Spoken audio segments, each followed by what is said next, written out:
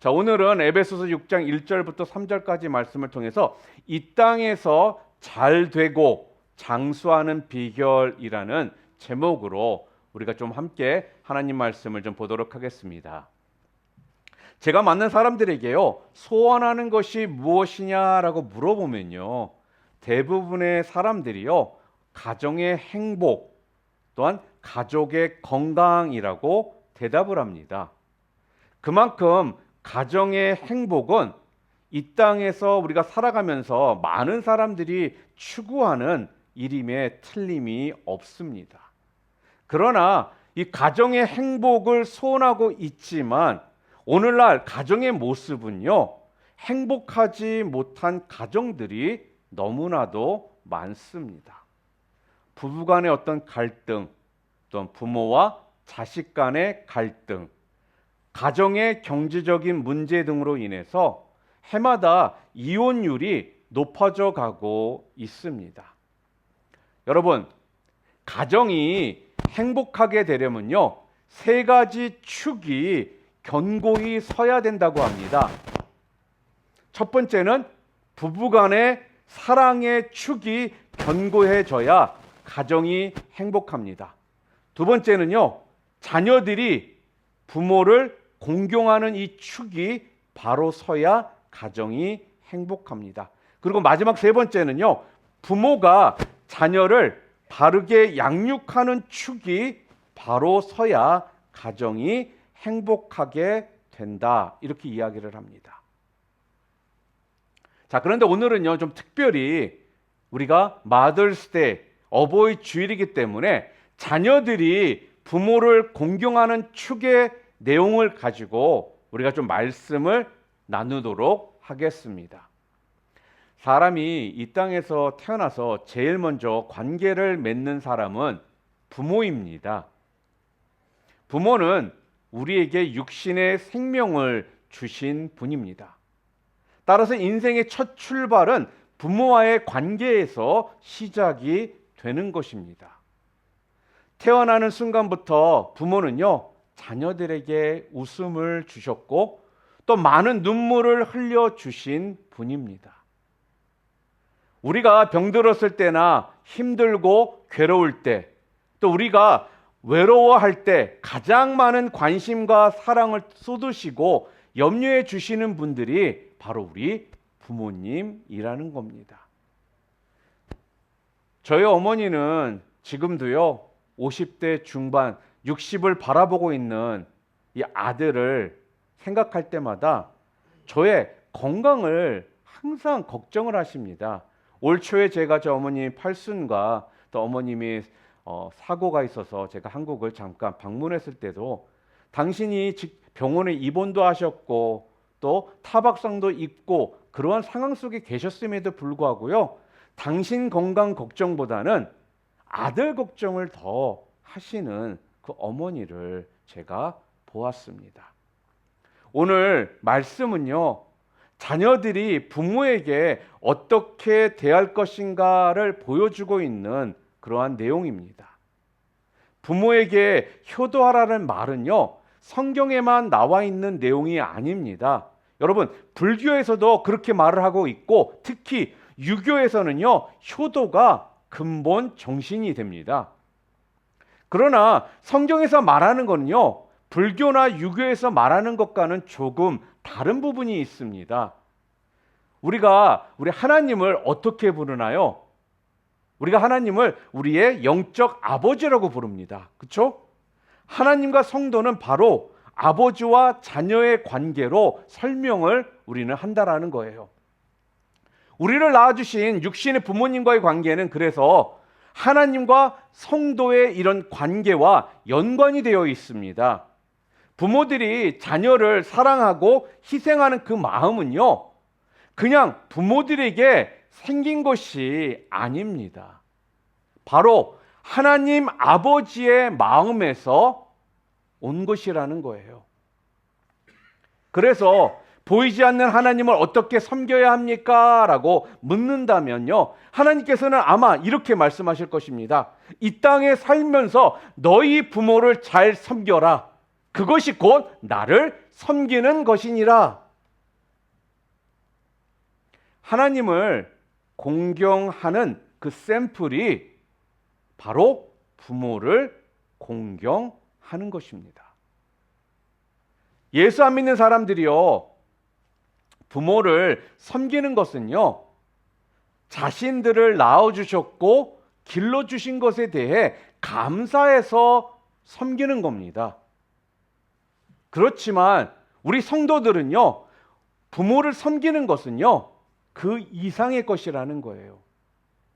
하나님을 섬기는 것과 관련이 되어 있습니다. 하나님을 섬기듯이 부모를 섬겨야 합니다. 자신의 부모를 섬기지 못하면서 하나님을 섬긴다라는 말은 거짓입니다. 오늘 이 자리에 부모님들과 함께 계시는 분들도 있고, 또한 살아계시지만 멀리 떨어져 계시는 분들도 있을 것이고, 또 아마 돌아가신 분들도 있을 것입니다.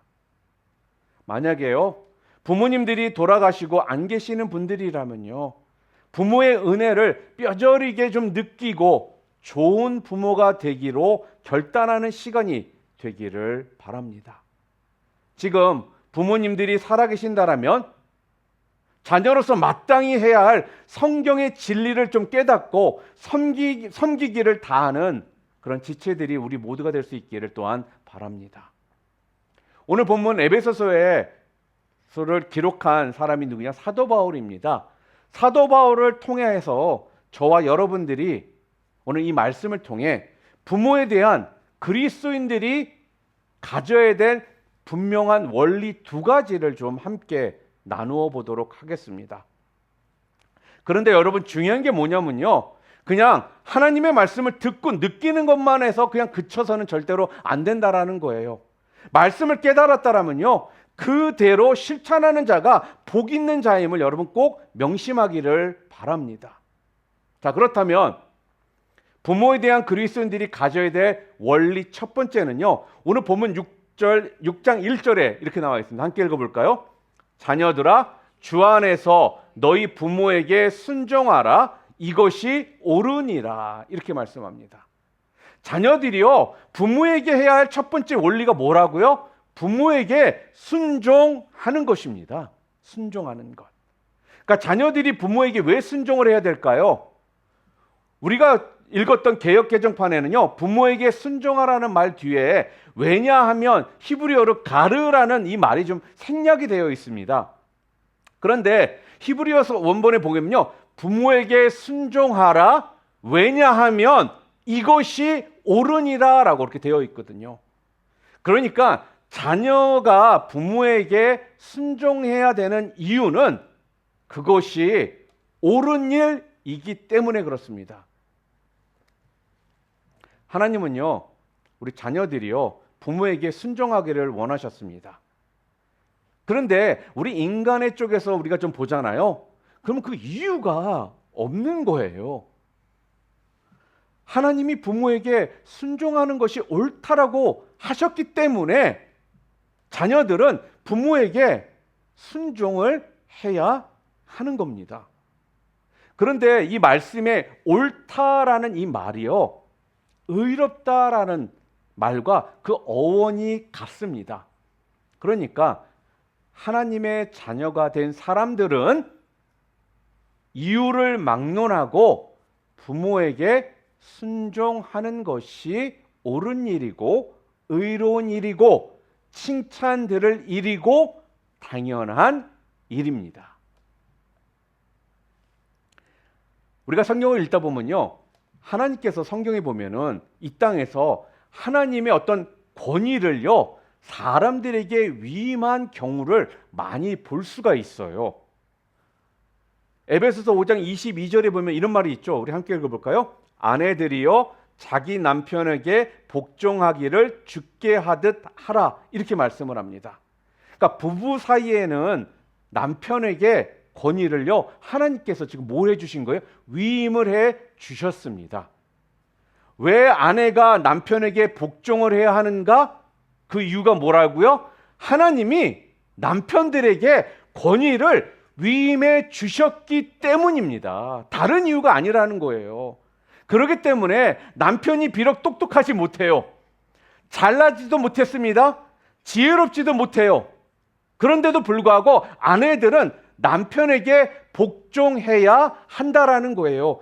이것이 하나님의 뜻이기 때문에. 또 에베소서 6장 5절 말씀 읽어볼까요? 우리 함께 읽어보겠습니다. 종들아 두려워하고 떨며 성실한 마음으로 육체의 상전에게 순종하기를 그리스도께 하듯 하라. 이렇게 말씀합니다. 그러니까 직원들이나 종들이요, 사장이나 주인에게 순종을 해야 합니다. 왜 그렇습니까? 하나님은 주인이나 사장에게 권위를 인정해 주셨기 때문에 그렇습니다. 하나님께 순종하듯이 순종하는 것이, 이것이 뭐라는 거예요? 하나님의 뜻이라는 거예요. 디모데전서 5장 17절 말씀 우리 함께 읽어볼까요? 잘 다스리는 장로들은 배나 존경할 자로 알되 말씀과 가르침에 수고하는 이들에게는 더욱 그리할 것이니라. 자, 여러분, 성도들이 담임 목사의 말에 순종하고 배나 존경해야 할 이유가 무엇입니까? 담임 목사가 잘났던 못났던 왜 그의 말에 순종해야 할까요? 하나님이 담임 목사에게 권위를 위임해 주셨기 때문입니다. 따라서 자녀인 우리가요, 부모에게 순종해야 되는 이유는 바로 하나님이 이 부모들에게 권위를 인정해 주셨기 때문임을 우리는 알아야 한다라는 거예요. 자녀들 중에는요, 이 말씀에 대하여 의문을 가질 수 있습니다. 아니, 목사님, 부모가 부모 노릇도 못하는데 그래도 순종을 해야 할까요? 그리고 4절 말씀에 보니까 이런 말씀이 있는데요. 에베소서 6장 4절에 뭐라고 되어 있습니까? 읽겠습니다. 또 아비들아 너희 자녀를 노엽게 하지 말라. 아, 목사님 이렇게 말씀하고 있잖아요. 우리 부모들은 늘 나에게 상처만 주셨고 윽박지르시고 비인격적으로 저를 키웠습니다. 그런데도 부모에게 순종하라는 이 말씀이 적용이 되는 건가요? 라고 반문할 수가 있다라는 거예요. 여러분, 우리가 어렸을 때는요, 부모님의 생각이 옳은지 어떤지를 잘 모릅니다. 그냥 다 맞는 것 같습니다. 어릴 때는 자기 아버지나 어머니가요, 세상에서 가장 힘있고 능력 있는 줄로 압니다. 어릴 때는 다들 자신의 부모를요, 그렇게 믿습니다. 자, 그런데 자녀들이 자라면서 보니까 부모들의 말이나 행동이 틀릴 때가 있다는 것을요, 알게 됩니다. 부모님의 말에 동의할 수 없는 부분들이 생기기 시작하더라는 거예요. 부모들이요, 때로는 억지를 부리시기도 하고요, 때로는 고집도 부리십니다. 말도 안 되는 얘기를 하시고 화낼 일도 아닌데 화를 내시기도 합니다. 어떤 때는요, 나보다 훨씬 생각에 못 미칠 때도 있어 보입니다. 더구나 아버지가 알코올 중독에 빠졌다거나 도박에 빠졌다거나 여자에 빠져 있다면 부모님의 말에 순종하는 것이요, 쉬운 일이 아닙니다, 여러분. 자, 그럴 때에도 부모에게 순종을 해야 할까요? 이런 질문은요, 저와 여러분을 아주 당황하게 만드는 질문입니다. 그런데 여러분, 분명한 것은요, 하나님은요, 부모님이 훌륭할 때, 부모님의 인격이 갖추어져 있을 때만 순종하라고 하지를 않으셨다라는 거예요. 부모들이 훌륭하게 살아가고 인격적일 때만 순종하라고 이렇게 조건을 달지를 않았습니다. 비록 부모님들이 어떤 인격이 좀 부족하거나 또 부모님들이 잘못된 점이 발견될지라도 부모의 권위를 인정하고 순종해야 한다라고 말씀합니다. 여러분, 부모의 생각이 내 생각 다르고 부모가 좀 부족한 점이 있다고 해도요, 그 부족한 점을 드러내면서 부모님을 무시하고 부모의 권위를 깎아내리지 말아야 한다라는 거예요. 왜요? 왜 그럴까요? 부모의 말에 순종하라는 건요, 그냥 단순히 부모에게 효도하라 이런 차원의 말씀이 아니기 때문에 그렇습니다. 이것은 하나님이 주신 말씀을 믿는 믿음의 차원에서 순종하라는 것이에요. 하나님이요, 부모에게 권위를 인정해 주셨고 부모에게 순종하라고 하니까 순종하자, 이런 차원이 되어야 합니다. 부모님들이요, 부족하고 잘못된 것은 부모님들이 하나님 앞에 고쳐가야 할 부분입니다. 다시 말하면요, 그 부분은 부모가 하나님 앞에서 바르게 살아가야 될 몫이라는 거예요. 여러분들 것이 아니라는 것입니다. 다만 우리 자녀들은 어떻게 될까요? 자녀들은요, 자녀들의 위치에서 부모에게 순종하는 것이, 그것이 마땅하다라는 거예요. 부모가 나에게 잘 대해주면 순종하고 그렇지 않으면 말고 하는 이런 차원이 아니라는 것입니다. 하나님께 순종하듯이 부모에게 순종하는 것이 자녀가 해야 할 마땅한 도리임을 믿으시기를 바랍니다. 왜냐? 우리 예수님이 그런 삶을 사셨거든요. 십자가를 지고 죽는 것이요, 하나님 아버지의 뜻이었습니다. 그렇죠? 그런데 인간이셨던 예수님은요, 그 십자가를 지고 그 고통스럽게 죽는 것이 너무나도 괴로우셨어요. 그래서 예수님 입장에서 본다라면요, 아니 십자가를 지고 죽는 것이 이해가 되지 않았을지도 모른다라는 거예요. 아니 어떻게 아버지라는 분이 자식을 이렇게 죽도록 내버려 두실 수 있을까? 이런 생각이 들 수도 있지 않겠습니까?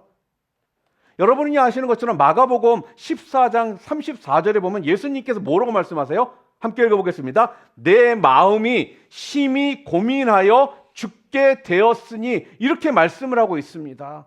여러분, 얼마나 아버지 하나님의 말씀에 순종하는 것이요, 힘들었으면, 어려웠으면 내 마음이 심히 고민되어 죽게 되었나이다 라고 하셨겠느냐 하는 거예요. 아버지의 말씀에 순종하는 것이요, 지금 그토록 힘들고 어려운 일이었지만 예수님은 어떻게 하십니까? 그럼에도 불구하고 순종하셨습니다. 마가복음 14장 36절 우리 함께 읽어볼까요? 아빠 아버지여, 아버지께는 모든 것이 가능하오니 이 잔을 내게서 옮기시옵소서. 그러나 나의 원대로 마옵시고 아버지의 원대로 하옵소서. 아버지 하나님은 지금 예수님을 살리실 수도 있고 죽이실 수도 있는 전능하신 하나님이십니다. 그렇지만 저와 여러분을 죄와 사망에서 구원하시기 위해서요, 예수님이 십자가에 달려 죽으셔야만 했다라는 거예요. 이것이 아버지 하나님의 뜻이었다라는 것입니다. 예수님은요, 아버지 하나님의 말씀을 순종하는데 죽음이라는 이 고통이 있었지만요, 순종을 하셨습니다. 이것이 여러분 진정한 순종입니다. 그렇지만 부모에게 순종할 수 없는 유일한 조건이 하나 있어요. 그게 뭐냐? 부모에게 순종을 하되 주 안에서 하라고 말씀을 합니다. 그러니까 부모님의 생각과 하나님을 섬기는 일이요, 서로 충돌될 때 부모에게 순종할 수 없다. 왜냐하면 하나님의 권위가 부모님의 권위보다 더 위에 있기 때문이다라는 겁니다. 부모님의 말씀 중에요, 신앙적으로 옳지 않고 또 성경적이지 않을 때는요, 순종할 수가 없는 것입니다. 만약에 하나님의 말씀에 합당하지 않은데도 불구하고 내 아버지 말씀이 맞습니다라고 하면서 순종한다라면요, 그건요 하나님을 우리가 배반하는 죄가 된다라는 거예요. 그래서 부모에게 여러분 순종하시되 믿음 안에서 순종을 하는 것입니다. 믿음 안에서.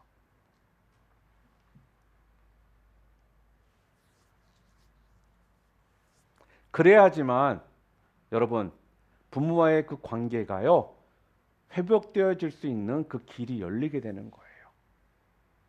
하나님과 관계가 온전해지고 회복되어져야지만 지금 혹시라도 부모님과의 관계가 힘들고 어렵고 좋지 않은 관계 가운데 있을지라도 하나님과의 관계의 회복을 통해 육신의 부모님과의 관계 또한 회복이 되어진다라는 것입니다.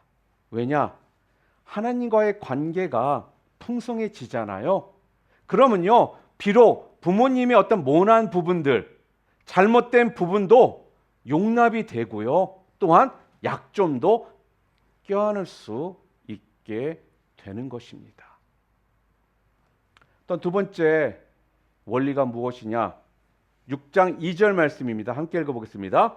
내 아버지와 어머니를 공경하라. 이것은 약속이 있는 첫 계명이니.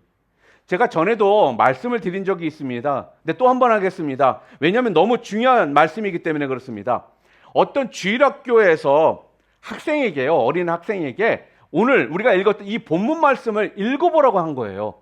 그랬더니 이 학생이, 어린애가 이렇게 읽더랍니다. 내 아버지와 어머니를 공격하라, 이렇게 읽더라는 거예요. 이 공경하라는 말을 별로 들어보지를 못했기 때문에, 그런데 이 공격하라는 말은요 자주 듣고 자랐기 때문에 아마 생긴 일이 아닌가 싶습니다. 여러분, 부모는 공격하는 대상이 아니라 공경하는 대상임을 믿으시기를 바랍니다. 오늘 본문의 1절에서는 부모에게 순종하라 이렇게 얘기했고, 2절에서는 부모를 공경하라라고 했습니다. 여러분, 순종과 공경의 차이점이 무엇일까요? 여러분 아십니까? 공경이라는 말은요, 가치를 높이 평가하다, 존경하다, 경의를 표하다라는 뜻을 가지고 있는 말입니다.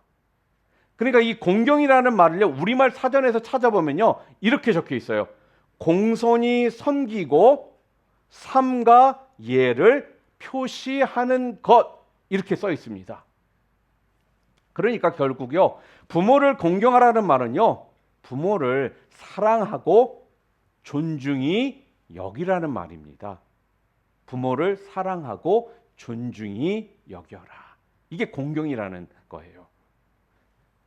이걸 좀 더 구체적으로 나누면 이런 거예요. 순종은요, 외적인 행동이고 의지적인 측면이라면 공경은 내적인 태도를 말하는 겁니다. 그러니까 부모를 섬기는 일은 행동으로 하는 것만이 아니라 우리의 마음으로 부모를 존경하고 사랑하고 귀하게 여기라는 말이에요.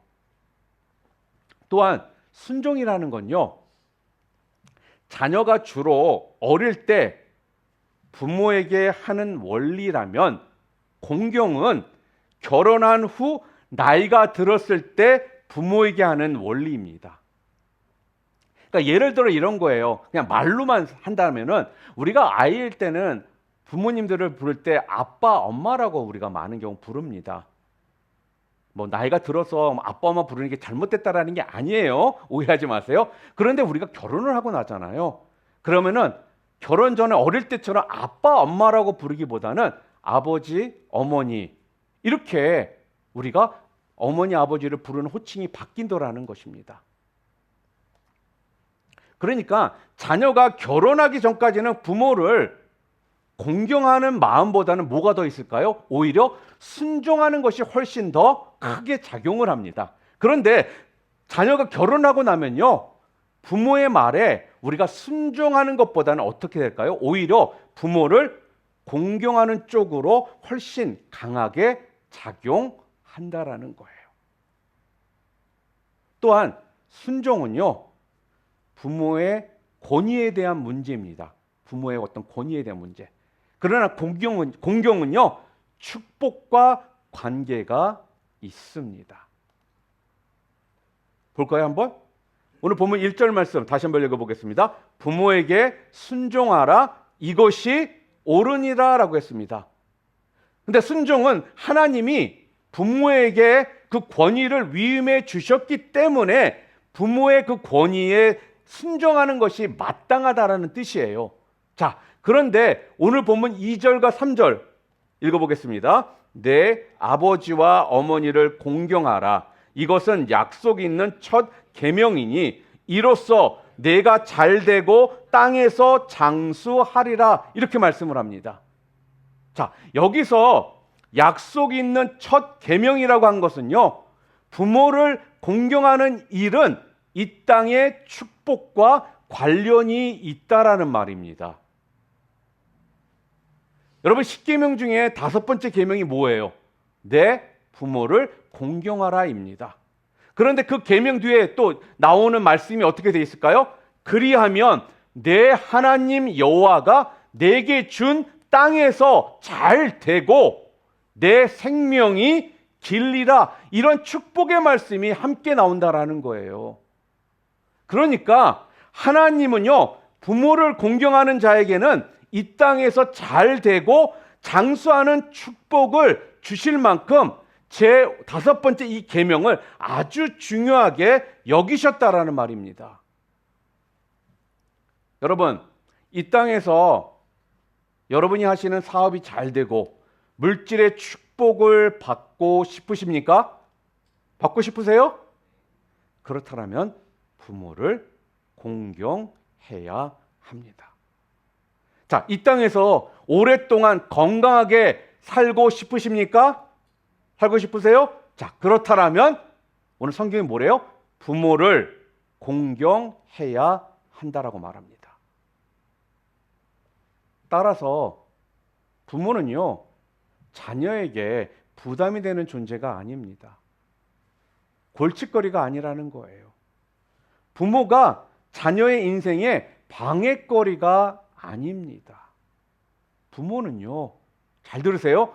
자녀에게 복덩이임을 여러분 믿으시기를 바랍니다.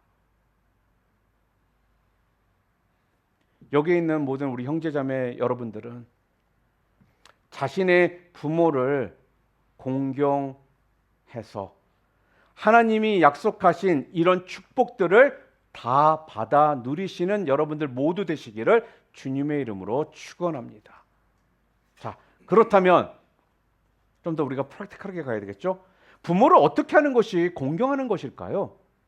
분명 부모를 공경하라고 했잖아요. 그렇죠? 그럼 어떻게 하는 것이 공경하는 것일까요?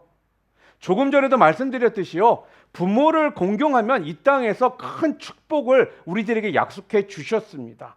자, 그 축복을 받기 위해서도 그렇겠지만 하나님의 말씀에 순종하기 위해서도요, 우리는 부모를 공경해야 합니다. 자, 그런데 어떻게 하는 것이 부모를 공경하는 것인지 좀 구체적으로 우리가 좀 살펴볼 필요가 있지 않겠습니까?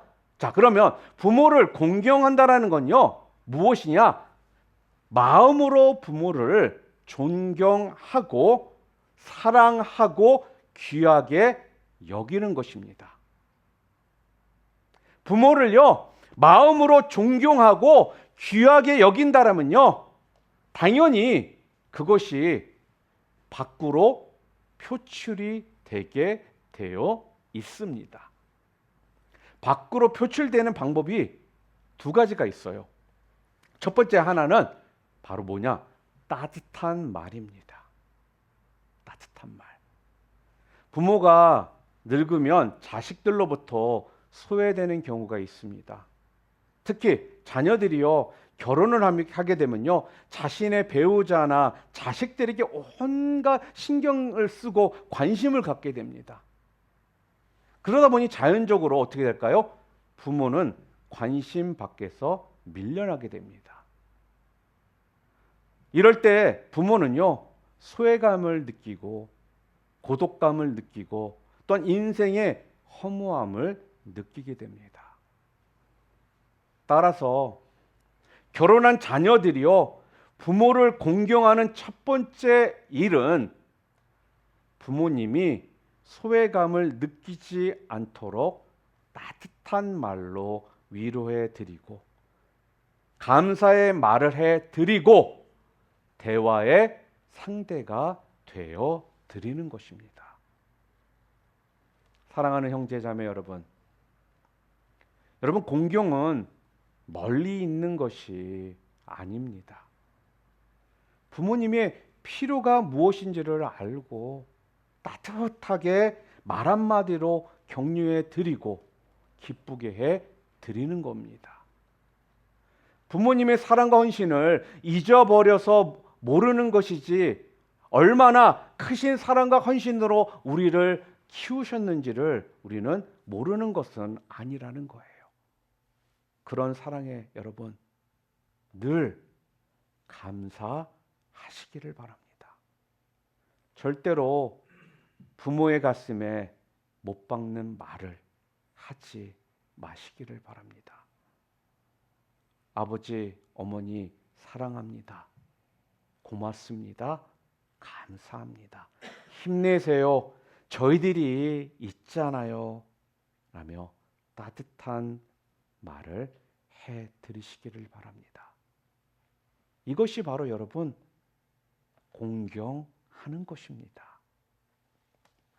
또한 두 번째로 부모님을 공경하는 건요, 바로 선물이나 용돈을 드리는 거예요. 여러분 나이가 들면요, 어떤 점에서는요 어린 자녀와 비슷한 점들이 많이 보이게 됩니다. 자녀들이 어렸을 때 부모가 밖에 나갔다 돌아오면요, 부모의 그 손을 아이들이 쳐다봅니다. 그리고 가방부터 뒤져봅니다. 혹시나 먹을 것이나 좋은 선물을 사가지고 오지 않았는지 그것에 제일 큰 관심들이 있거든요. 부모의 마음은요, 어린 자녀의 마음과 같다라는 사실을 여러분 기억하시기를 바라요. 부모를 공경하는 건요, 바로 부모의 필요를 채워 드리는 것입니다. 우리가 하나님께 예배하러 갈 때도요, 우리가 빈손으로 나오지 않지 않습니까? 또한 신명기에 보면요, 땅의 소산의 첫 열매를 가지고 하나님께 나아가라고 말씀합니다. 왜 그럴까요, 여러분? 물질이 있는 곳에 마음이 있기 때문에 그렇다는 거예요. 마음으로부터 부모를 공경한다라면요, 최선을 다해 선물이나 용돈을 드려야 한다라는 것입니다. 자기 쓸 거 다 쓰고 돈이 없다라고 용돈 드리지 못한다라면요, 그거는 공경하는 것이 아닙니다. 최선을 다해 여러분 준비해서 드리는 것이요, 바로 공경하는 것임을 믿으시기를 바랍니다. 마지막으로 부모님이 살아계실 때 꼭 해드릴 것 몇 가지, 제가 이거를 좀 인터넷상에서 찾아봤는데 이렇게 나와 있더라고요.